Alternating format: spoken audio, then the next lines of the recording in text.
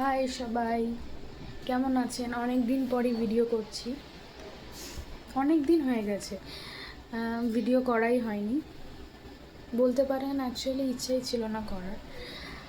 এখন মনে হলো যে না, একটা করি ভিডিও। ইচ্ছে হলো, যখন ইচ্ছে হয় তখন করি, আর যখন ইচ্ছা হয় না তখন করি।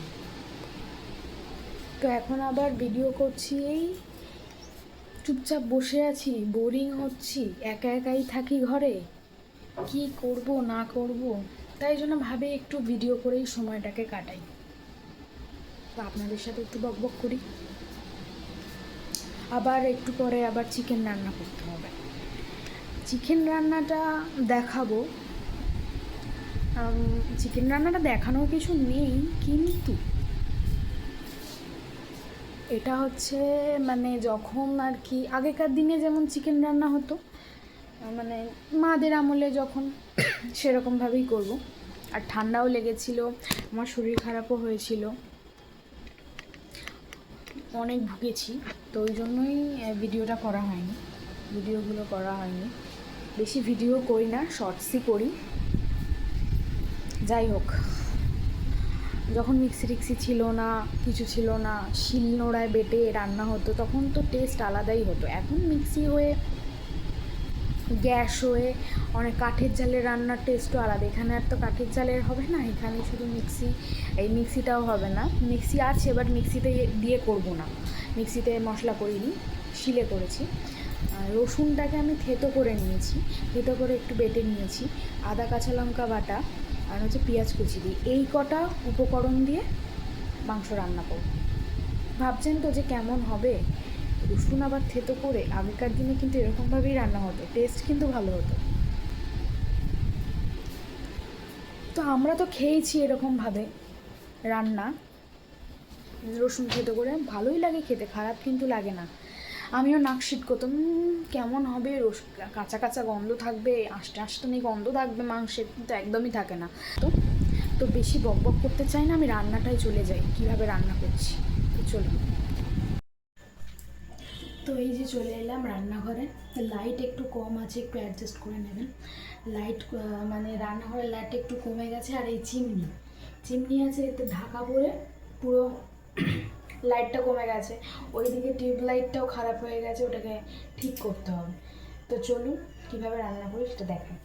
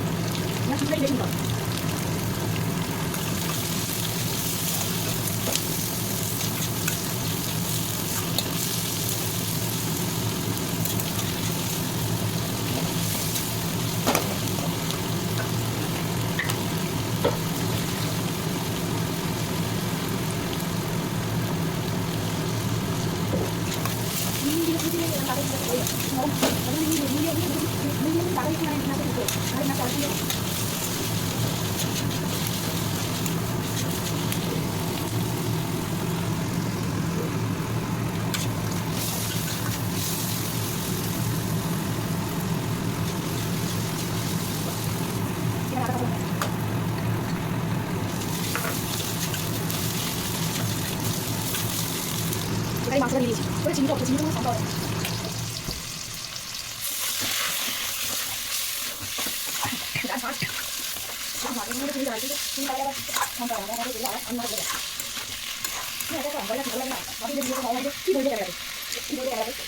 একটু মাংসটা কষাচ্ছি, সেটা তো আর দেখানোর কিছু নেই, তাই জন্য আমি আমার মুখটাকে একটু দেখাচ্ছি। একটা ঘরে থাকি, ভাবি যে ভিডিও করব, কিন্তু একটা আমার মানে কী যেন হয়, ভিডিও যখন অন করি তখন কথা মনে পড়ে না। আর যখন ভিডিও ভাবি যে করবো, হ্যাঁ এই ভিডিওটা করবো, কিন্তু তখন কত কিছু মাথার মধ্যে আমার আসবে যে এটা বলবো, কিন্তু যখন অন করি তখন আর কিছু মানে আমি বলতে পারি না, কেন জানি না। প্রথম হয়তো এরকম হয়, তারপরে আবার আস্তে আস্তে অ্যাডজাস্ট হয়ে যাবে, সব কিছুর সাথে অ্যাডজাস্ট হলে সব কিছু ঠিক হয়ে যায়। আবার যখন অ্যাডজাস্ট হয়ে যাবে তখন সবই বলতে পারবে, তোতলাতে হবে না, ভাবতে হবে না কী বলবো না বলবো। এই যে কষানো চলছে, ফাইনাল যখন হয়ে যাবে রান্নাটা, তখন দেখাবো। এখনও ঠান্ডা ঠিক হয় না, কাশি হয়, অ্যাকচুয়ালি অ্যালার্জি আছে আমার, প্রচুর অ্যালার্জি, ডাক্তারও দেখাতে হবে, নাহলে হবে না। সারাক্ষণ যদি আমি হাসতেই থাকি তাহলে তো হয়ে গেল না, সারাক্ষণ হাসতে থাকি আমি। অনেক কষ্ট করে টনসিল কমানো হয়েছে, এত অ্যালার্জি, না কি আমি রান্নার ধোঁয়া ঢুকলেও আমার হেঁচে আমি সারাদিন।